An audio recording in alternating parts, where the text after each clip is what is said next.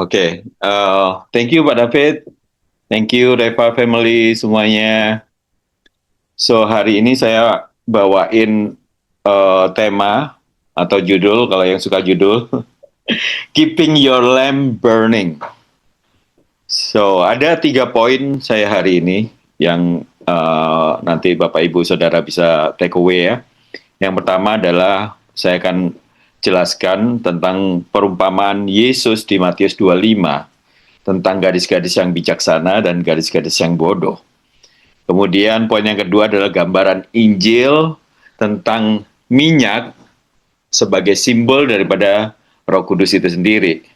Kemudian yang ketiga, bagaimana sih kita itu bisa selalu mendapat minyak yang baru, the fresh oil. So, ayo kita saya bacakan ya. Matius 25 ayat 1 sampai 13.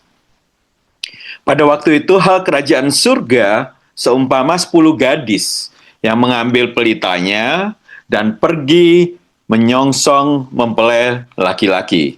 5 diantaranya bodoh dan 5 bijaksana. Gadis-gadis yang bodoh itu membawa pelitanya, tetapi mereka tidak membawa minyak. Sedangkan gadis-gadis yang bijaksana itu membawa pelitanya dan juga minyak dalam buli-buli mereka. Tetapi karena mempelai itu lama tidak datang-datang juga, mengantuklah mereka semua, lalu tertidur. Pada waktu tengah malam, terdengarlah suara orang berseru, "Mempelai datang, songsonglah dia." Gadis-gadis itu pun bangun semuanya, lalu membereskan pelita mereka. Gadis-gadis yang bodoh berkata kepada gadis-gadis yang bijaksana, "Berikan kami sedikit dari minyakmu itu, sebab pelita kami hampir padam." Tetapi jawab gadis-gadis yang bijaksana itu, "Tidak, nanti tidak cukup untuk kami dan untuk kamu. Lebih baik kamu pergi kepada penjual minyak dan beli di situ." Akan tetapi waktu mereka sedang pergi untuk membelinya, datanglah mempelai itu dan mereka yang telah siap sedia untuk masuk bersama-sama dengan dia ke ruang perjamuan kawin, lalu pintu ditutup. Kemudian datang juga gadis-gadis yang lain dan berkata, "Tuan, Tuan, bukakanlah kami pintu." Tetapi dia menjawab, "Aku berkata kepadamu, sesungguhnya aku tidak mengenal kamu. Karena itu berjaga-jagalah, sebab kamu tidak tahu akan hari maupun akan saatnya." Cerita di Matius 25 ini konteksnya adalah pada waktu itu tradisi budaya Yahudi pada waktu itu adalah pernikahan itu biasanya berlangsung dalam 3 tahap, saudaraku. Yang pertama, pertunangan awal, yaitu keluarga menentukan dan menyetujui pasangan serta maharnya atau mas kawinnya. Yang kedua, pertunangan resmi. Pasangan secara hukum Yahudi itu sudah dianggap suami istri, tetapi mereka belum tinggal bersama. Mempelai pria harus mempersiapkan rumah bagi istrinya. Yang ketiga adalah upacara pernikahan dan perjamuan atau resepsi. Inilah inti dari perumpamaan di Matius 25 ini. Dan pada waktu itu pesta pernikahan Yahudi itu biasanya berlangsung selama 7 hari penuh, saudaraku. Dalam budaya Yahudi, ya, mempelai pria itu sering dengan sengaja datang itu tanpa aba-aba, datangnya malam hari gitu. Dia datang biasanya disertai dengan iring-iringan dan sorak-sorek di karak lah gitu ya, kayak kalau di Jakarta budaya Betawi itu kayak gitu. Dan saya itu sering motret budaya India juga gitu, di karak kalau datang gitu ya mempelainya. Tujuannya adalah untuk menjemput mempelai wanita, membawanya ke tempat perjamuan. Nah, disinilah saudaraku peran daripada 10 gadis tersebut di dalam Matius 25 tadi. Mereka adalah rombongan penyambut daripada mempelai. Kalau sekarang kita bilang bridesmaid, ya. So, mari kita gali simbol-simbol teologi di dalam perumpamaan itu. Yang pertama ada mempelai laki-laki. Apa sih mempelai laki-laki ini kan gambaran tentang Kristus, ya kan? Dalam tradisi Yahudi, Tuhan itu dianggap sebagai suami daripada Israel. Dalam perjanjian baru, gambaran itu dipakai untuk Kristus dan gerejanya. Seperti di dalam Efesus 5 ayat 25. Hai suami, kasihilah istrimu sebagaimana Kristus telah mengasihi jemaat dan telah menyerahkan siapa? Dirinya bagimu. Kemudian yang kedua, ada para gadis. Para gadis ini di sini itu mereka adalah orang yang percaya gitu ya. Ada 10 gadis. Kenapa sih kok 10 gitu? Angka 10 di dalam gematria Ibrani itu adalah angka yang melambangkan daripada kelengkapan, komplit gitu. Gambaran daripada seluruh komunitas gereja. Namun tidak semuanya itu siap secara rohani gitu ya. Yang berikutnya adalah pelita. Pelita itu adalah terang iman yang harusnya ada di dalam setiap orang percaya dan itu terus menyala gitu. Nah, pelita hanya bisa terus menyala itu ketika ada apa? Ada minyaknya. Iman tanpa hubungan dengan Roh Kudus akan berangsur-angsur padam, saudaraku. Ya kan, saudara pernah lihat kan awalnya orang begitu terima Yesus terus dia berapi-api banget. Tapi kemudian lama-lama loyo, saudaraku. Karena nggak ada minyaknya gitu. Nah, Matius 5 ayat 16 berbunyi gini, demikianlah hendaknya terangmu bercahaya di depan orang supaya mereka melihat perbuatanmu yang baik dan memuliakan Bapamu yang di surga. So, perbuatan baik kita itu adalah terangnya kita, saudaraku. Orang bisa melihat perbuatan baik kita itu menunjukkan kemuliaan daripada Bapa atau cerminan Kristus yang ada dalam kita. Yang keempat, ada minyak. Minyak gambaran tentang Roh Kudus. Gambaran kehidupan rohani yang berakar kepada hubungan pribadi antara kita dengan Kristus atau dengan Roh Kudus. Ini adalah inti dari perumpamaan tersebut, saudaraku. Terus ada pintu ditutup. Wow, pintu ditutup. Gambaran apa sih pintu ditutup? Penghakiman final. Ini adalah waktu di mana Tuhan itu menghakimi setiap orang dan memisahkan yang benar daripada yang jahat.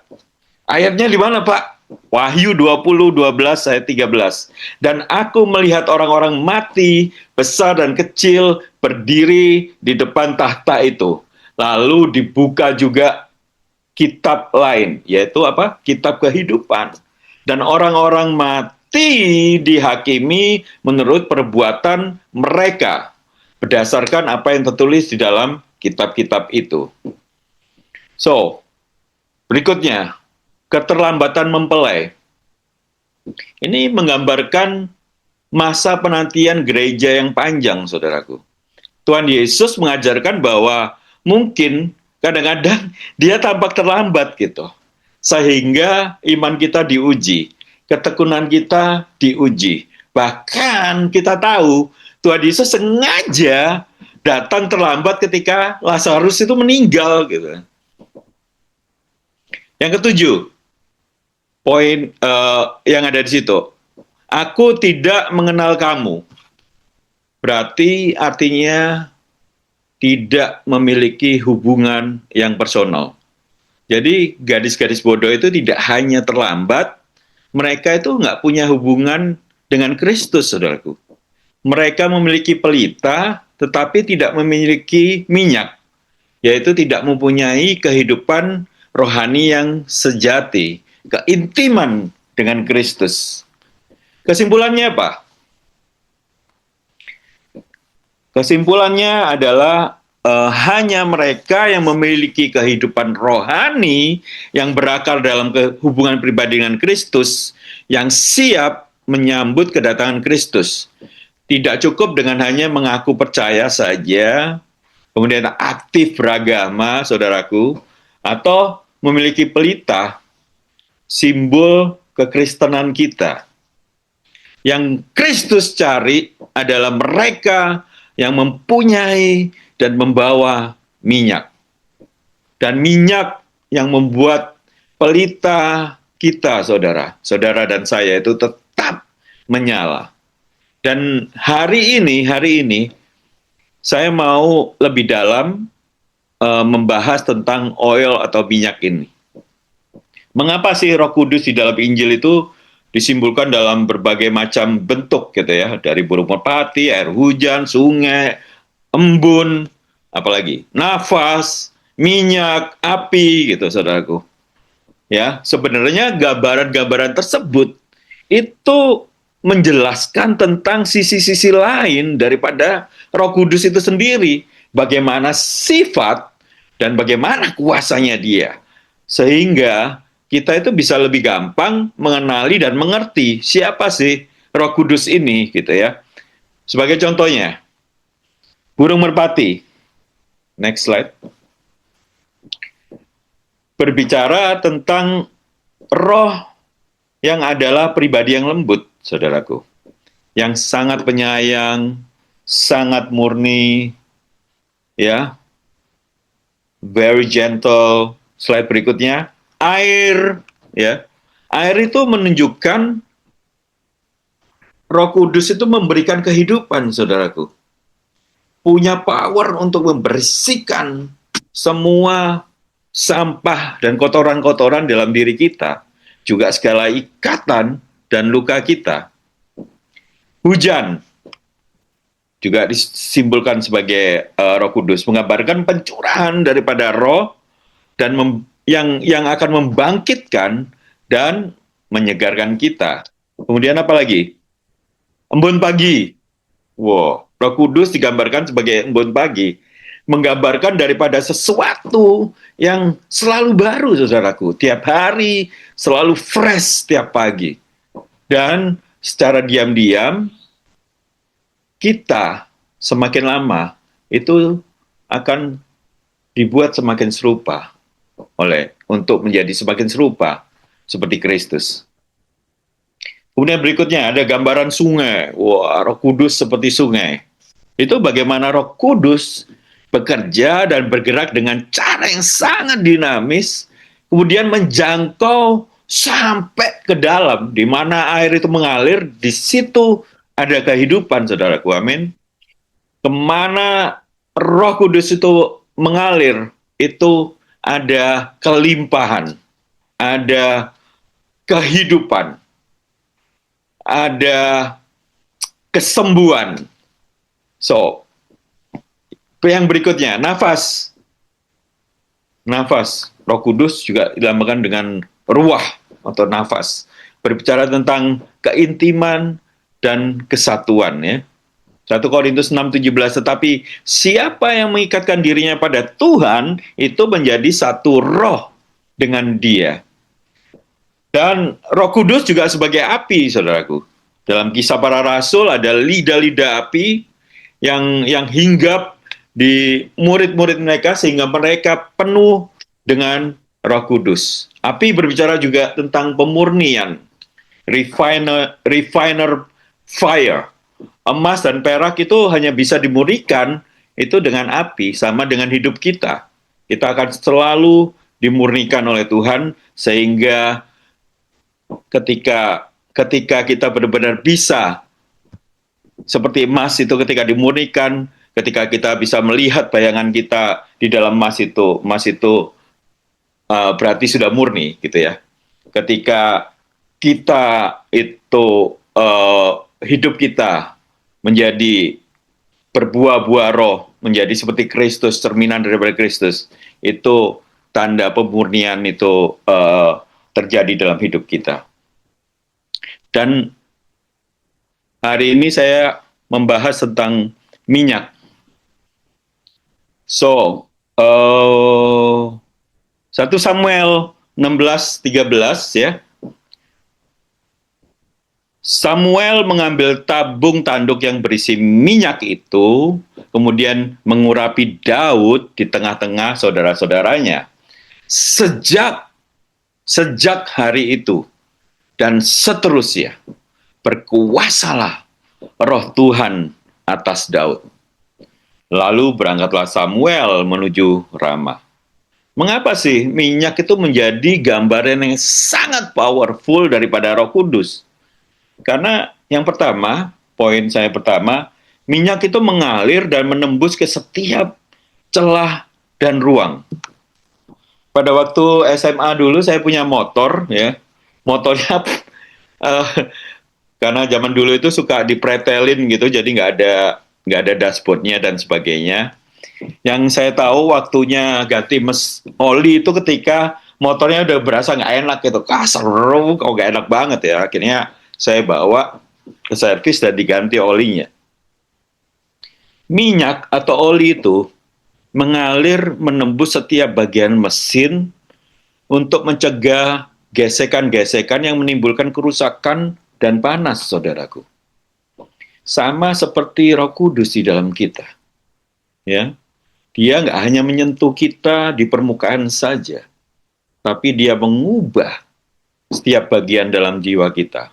Mengalir ke area-area yang kita nggak tahu, mencegah dan membalut setiap luka di dalam hidup kita, di dalam hati kita. Dan itu membuat kita menjadi kendaraan yang powerful ketika kita di-empower oleh Roh Kudus. Yang kedua, minyak itu menyembuhkan, ya.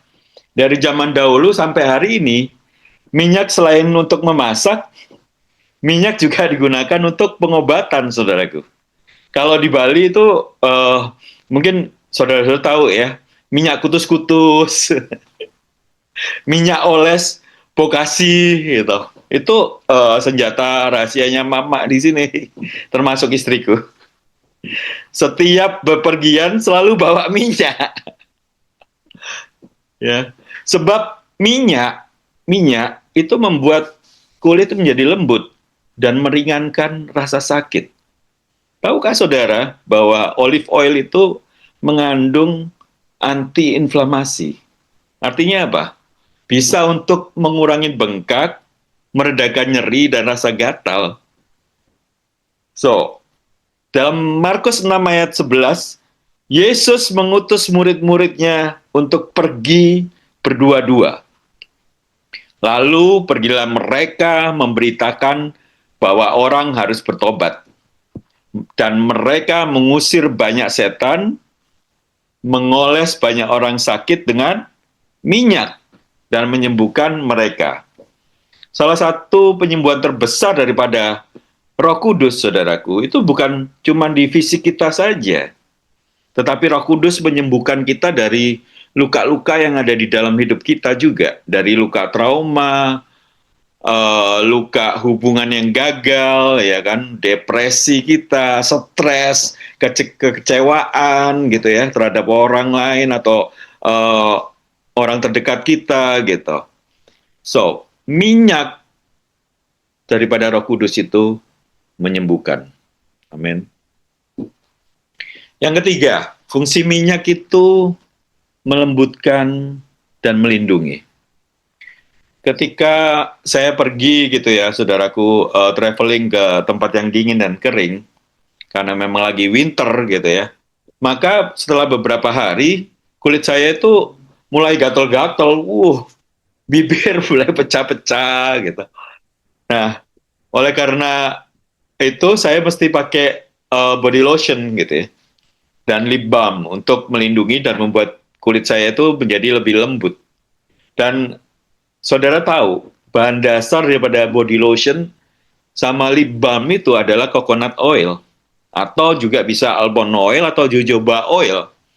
Kenapa sih kita menaruh oil di kulitnya kita? Minyak itu membuat kulit kita itu menjadi punya proteksi, membuat kulit kita itu lembut dan nggak keras serta nggak pecah-pecah gitu.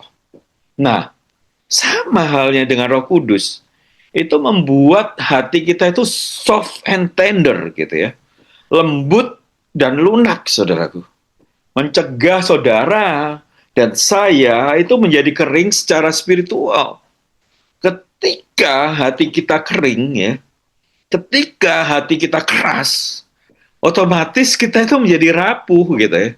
Gampang retak, saudaraku.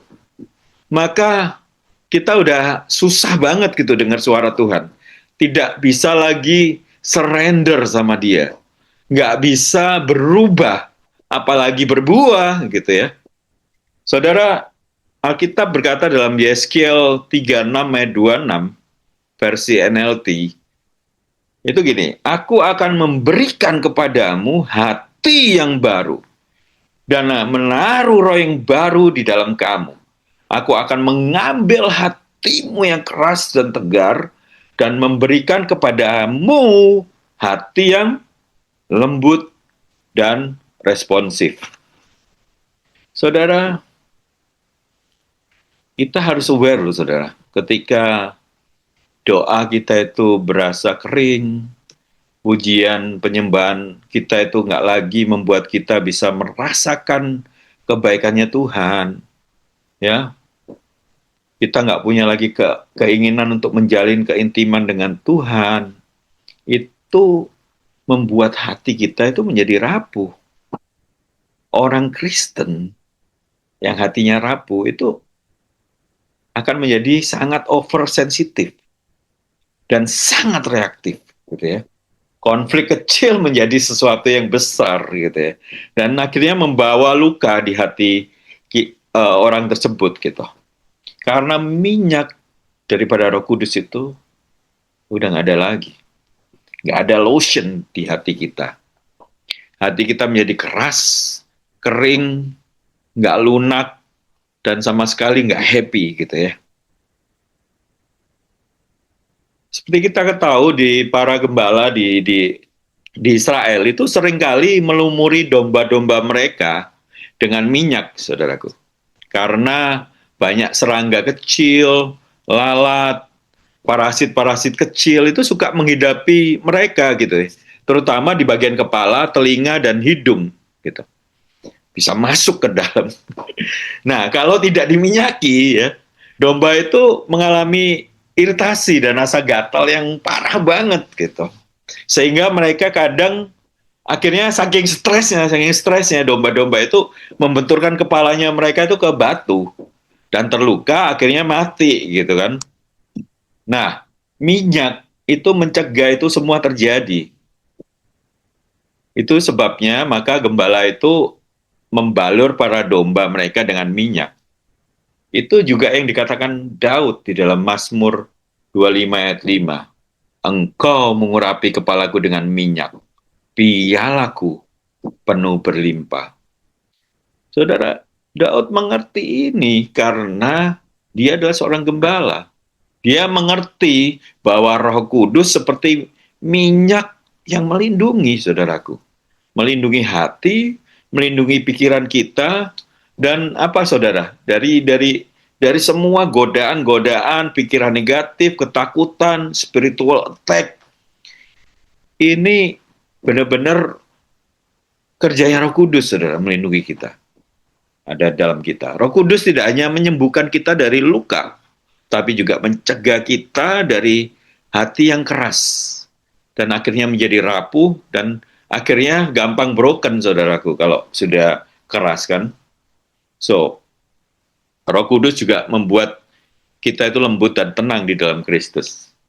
Membuat kita berubah dari dalam keluar.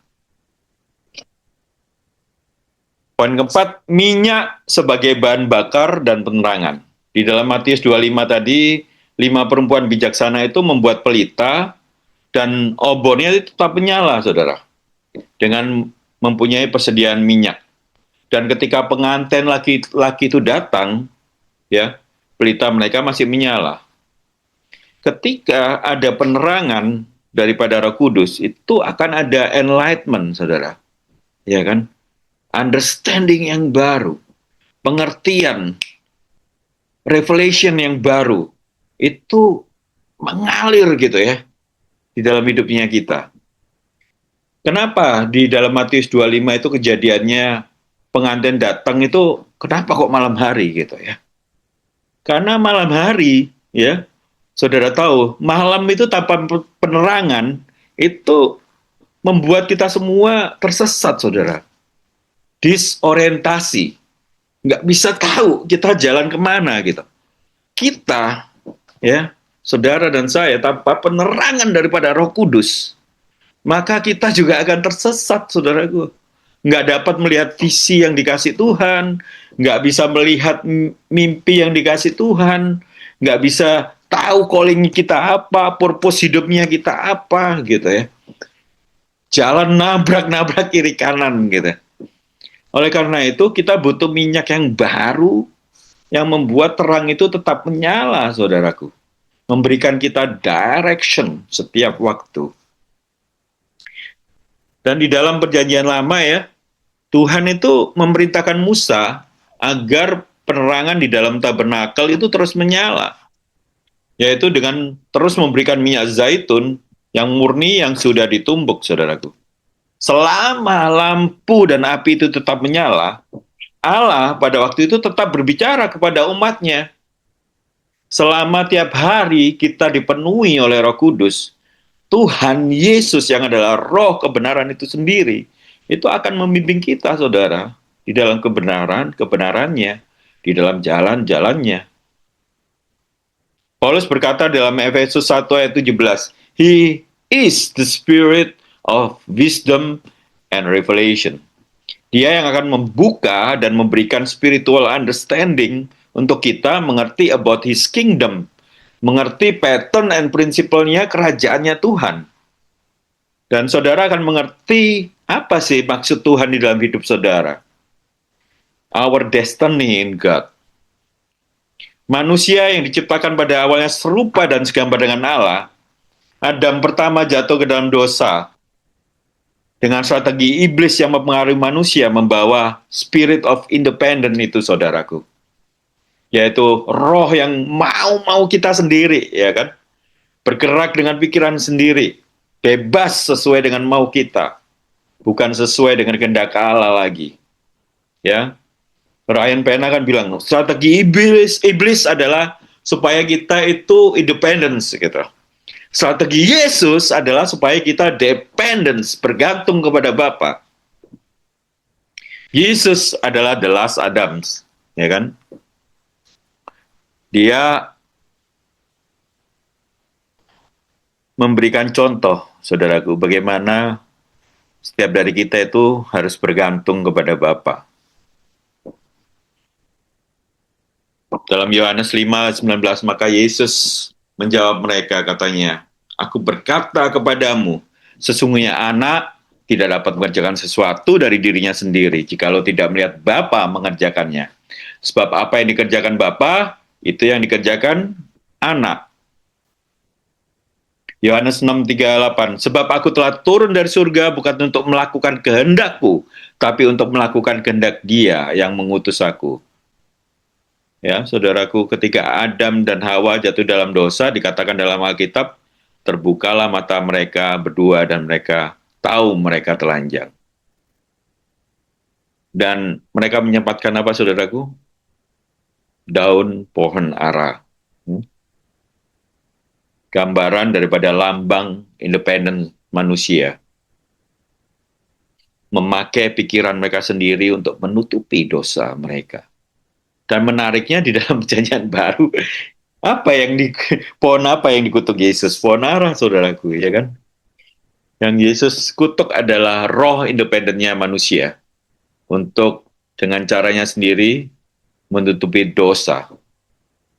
That's why kita perlu Roh Kudus yang menerangi jalan kita, sehingga kita totally dependent on the Holy Spirit, bergantung sepenuhnya kepada Bapa. Saudara, ketika Tuhan kasih visi saya to spread the gospel through art, saya benar-benar belajar bergantung kepada tuntunan Holy Spirit di dalam setiap karya lukisan saya, saudaraku. Tanpa Dia, terus terang saya bingung lukis apa gitu. Nah, akhir tahun lalu saya tuh dapat visi dan assignment yang baru untuk membuat seri. Saya punya prophetic card namanya Carrot Card gitu ya. Yang kedua gitu. Kartu yang isinya lukisan saya dengan pesan prophetic dan encouragement. Nah, saya punya kafe di Bali. Setiap orang yang datang itu kita kasih mereka beli gitu, kita kasih kartunya. Mungkin bisa ditampilin slide-nya.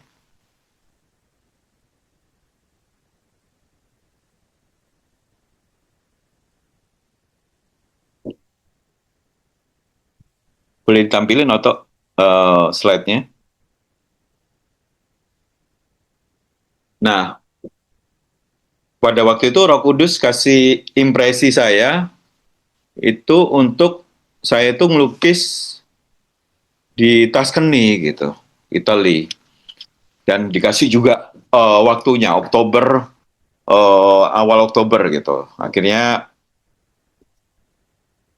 saya cari, saya tukar miles saya lah. Saya dapat Denpasar Milan yang harusnya milesnya butuh 120.000, tapi pada bulan Februari tahun 2025 itu saya bisa dapat cuma 60.000 juga. 60.000 poin aja. Sehingga miles saya itu cukup gitu. Ini saya punya free tiket. Cuman bayar biaya admin 900.000. Wow. Kemudian carilah tempat Airbnb murah meriah gitu ya. Akhirnya tinggal di desa. Pas sudah mau pergi, istri saya itu bawain makanan banyak. Nasi porang, tinggal ngasih air panas, bawa rendang, dendeng, abon, sabroa, indomie. Nah, slide berikutnya. Boleh slide berikutnya untuk saya sempat. Nah, ini kafe saya, saudaraku. Uh, saya sempat ngajak istri saya, tapi Hani nggak mau ikutan karena kalau saya ngelukis, dia bengong gitu, ngapain. Terus Hani ini tipikal kalau pergi-pergi harus harus ada saya gitu, apalagi keluar negeri gitu. Dia nggak bisa jalan sendiri gitu. Nah, itu itu tempat ngelukis saya di Tuscany, depan kamar saya, ya, yang paling kiri. Terus eh itu ekspektasi breakfast saya yang di tengah. Tapi yang terjadi adalah yang di paling kanan, Indomie dan kopi. Jadi tiap pagi Indomie kopi, Indomie kopi. Tapi keren saudaraku, depan kamarku, woi, gak ada apa-apa gitu. Benar-benar di desa, jalannya off-road gitu ya. Nah, pada bulan September, sebelum saya pergi ya, saya tuh punya kantor kosong gitu.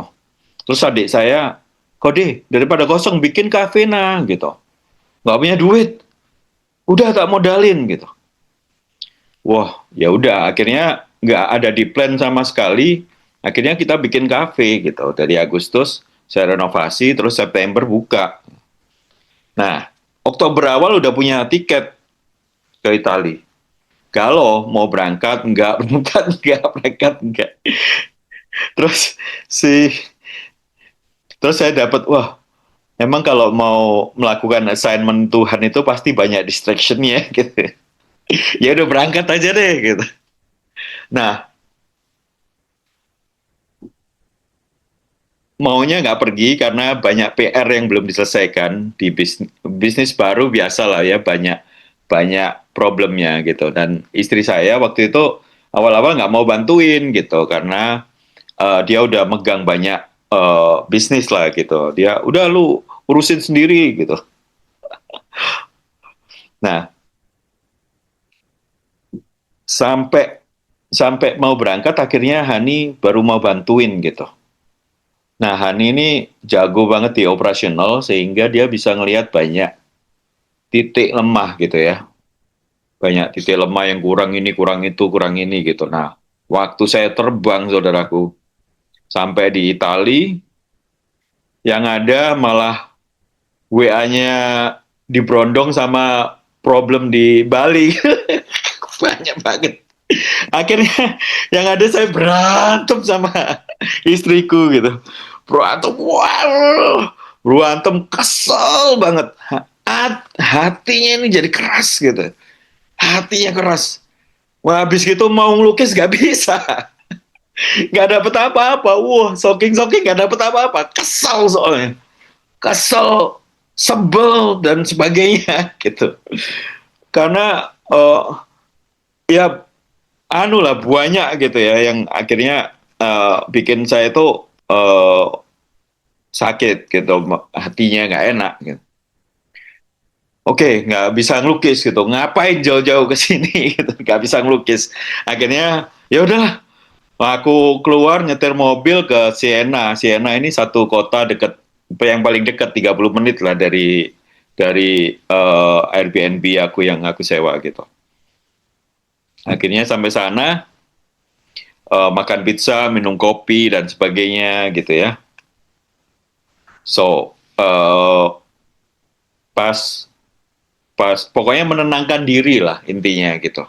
Menenangkan diri, tapi masih kesal juga gitu. Sampai pulang nyetir gitu ya. Nyetir itu saudaraku, setir di sebelah kiri kan. Nyetir, wah masih kesel banget, kesel gitu. Eh, ada lampu merah dong. Ada lampu merah, saya tuh eh, akhirnya berhenti kan, pelan gitu. Sebelah kanan itu ada trotoar, ada orang jalan.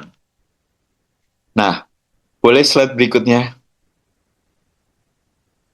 So, ini aku bener-bener orang itu ya berhenti, mobil saya agak di belakangnya dia noleh ke belakang, terus dia ngeliat saya, dia senyum sambil ngacungi jempol. Waduh, sopo ini? Siapa ini? Mana pernah di luar negeri kayak gini, tak bilang. Habis itu, begitu saya sadar gitu ya, sadar rohani gitu. Wah, ini pasti bukan bukan orang ini, tapi kayak dia ngomong, "Hey Ricky, everything will be okay," gitu. Sambil dia senyum. Wah, saya nangis saudaraku. Sepanjang jalan pulang nangis. Itu ternyata Tuhan itu suruh saya ke Tuscany ini cuman untuk ini loh. Cuma untuk encounter ini. Yang saya belum pernah rasain nyata gitu ya. So, bener-bener encounter yang nyata banget gitu. Nangis, kemudian saya mulai dapat kata-kata gitu. Guard your heart. Guard your heart. Jaga hatimu. Jaga hatimu gitu. Waduh, ya Tuhan.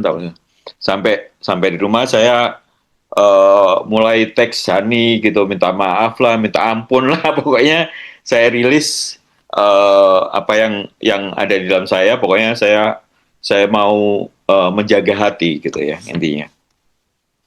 Terus besok paginya seperti biasa saya bangun pagi, saya worship. Wah, itu benar-benar kayak minyak yang baru itu overflow sih, gitu.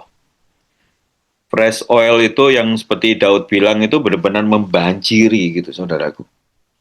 Dan dibanjirin, saya catat kata-katanya sampai akhirnya praise the Lord ya, saudaraku. Saya pulang itu, saya nyelesain 32 lukisan. 32 lukisan. Dan salah satu lukisan itu ya judulnya Guard Your Heart itu. Gitu. Hari pertama saya ngelukis, langsung saya ngelukis itu. So benar-benar saya bingung kan, kenapa Tuhan sih suruh aku ke Italia gitu, ke Tuscany lagi gitu. Kenapa nggak di Kintamani aja lah, dekat-dekat gitu. Atau bedugul enak dingin gitu. Ternyata ya memang ada maksudnya Tuhan gitu ya, saudaraku. Kita obey aja itu benar-benar sesuatu yang luar biasa terjadi gitu. Nah, bagaimana sih poin terakhir saya as a closing ya? Bagaimana kita selalu punya minyak yang baru? Tuh. Kata minyak itu dalam bahasa Ibrani itu adalah semen. Semen atau minyak itu hanya bisa didapatkan dari proses penghancuran dan pemerasan daripada buah zaitun. Dan saudaraku tahu ya, arti kata Getsemani itu adalah kata God yang berarti tempat pemerasan dan semanim yang artinya minyak dalam bentuk jamak yang akar katanya sendiri adalah semen, saudaraku. Dan Taman Getsemani itu adalah tempat Yesus diperas secara emosional dan spiritual. Ya, saat berdoa di sana menjelang penangkapannya sampai keringetnya itu yang keluar darah gitu saudaraku. So, minyak yang baru itu datang dari hati yang selalu hancur dan totally surrender kepada Dia. Seperti Yesus di Taman Getsemani, biarlah kehendakmu yang terjadi, Tuhan, tetapi bukan kehendakku. Itu yang harus kita punya, saudaraku. Totally surrender, ya, dependence to the Father. Yang kedua, itu melalui hubungan yang terus-menerus dengan Roh Kudus. Efesus 5 ayat 18, hendaklah kamu penuh dengan roh. Yang ketiga, itu melalui firman yang hidup, saudaraku. Firman-Mu adalah pelita bagi kakiku. Mazmur 119, 105. Tidak ada pelita tanpa minyak, saudara. Yang keempat, apa sih bagaimana kita mempunyai minyak yang baru? Kita harus punya doa dan penyembahan yang konsisten. Disiplin, saudaraku. Bukan diselipin. Disiplin. Bagaimana kita bisa bangun mesbah kita. Setiap pagi, setiap malam, mesbah keluarga. Ya. Yang kelima, melalui hidup yang kudus dan taat. Itu aja dari saya, saudaraku. Saya tutup dengan doa ya. Bapa, terima kasih atas firman-Mu yang hamba sudah sampaikan. Kiranya firman-Mu membawa kepada pemikiran dan understanding yang baru. Kami mohon Tuhan, minyak yang baru itu selalu ada di dalam hidup kami. Mengalir tiap hari. Hidup dan pikiran kami selalu diubahkan dan dipenuhi oleh Roh Kudus-Mu. Kami lebih bergantung dan berserah kepada kehendak-Mu di dalam hidup kami. Dan bahwa kami melangkah from glory to glory with you, Jesus. Dan biarlah kami, Tuhan, masuk ke dalam setiap purpose dan destiny hidup kami di dalam Engkau. Dan biarlah nama-Mu terus dipermuliakan oleh hidup kami, Tuhan. Terima kasih. Di dalam nama Tuhan Yesus. Haleluya. Amin.